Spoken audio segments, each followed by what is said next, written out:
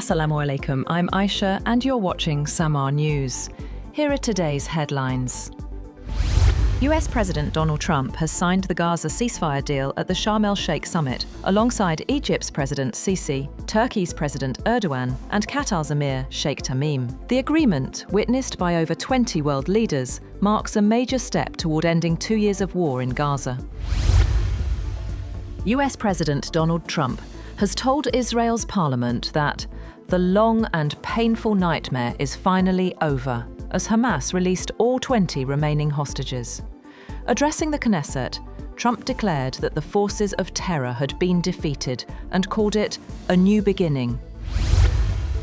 Meanwhile, President Trump has said that Washington is ready to strike a deal with Iran whenever Tehran is prepared. He said the hand of friendship is open, calling it the best decision Iran could make. Talks between the two sides stalled earlier this year after disputes over uranium enrichment.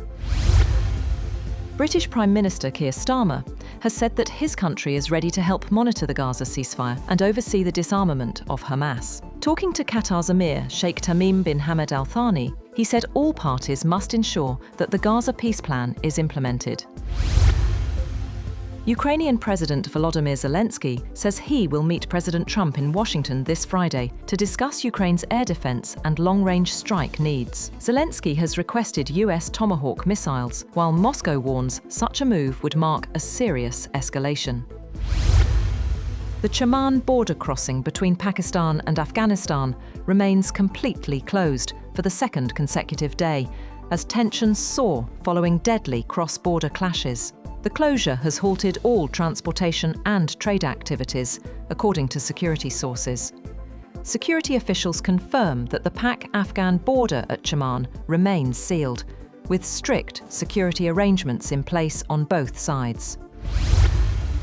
China says it stands ready to play a constructive role in improving ties between Pakistan and Afghanistan following border clashes. Expressing concern over the evolving situation, the Chinese Foreign Ministry has called for ensuring the safety of Chinese personnel and projects in the region.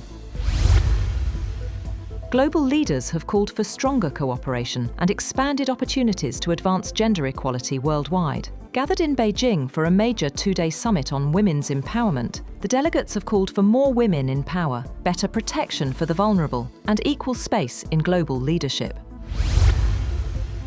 Joel Mokyr, Philippe Aghion and Peter Howitt have won the 2025 Nobel Economics Prize for their work on how innovation and the forces of creative destruction can drive economic growth and lift living standards across the globe. Their research explains how technology gives rise to new products and production methods which replace old ones. And the first of its kind navigation rally for women has kicked off in Nevada, with champions Terrelyn Petterite and Naina Barlow leading on day one of the Rebel Rally. The duo scored 98% of available points across a 214-kilometre route through dry lake beds and rugged hills. The week-long GPS-free endurance event continues until next week. That's all for now. For more updates, visit www.samaa.tv. Thank you for watching SAMAA News.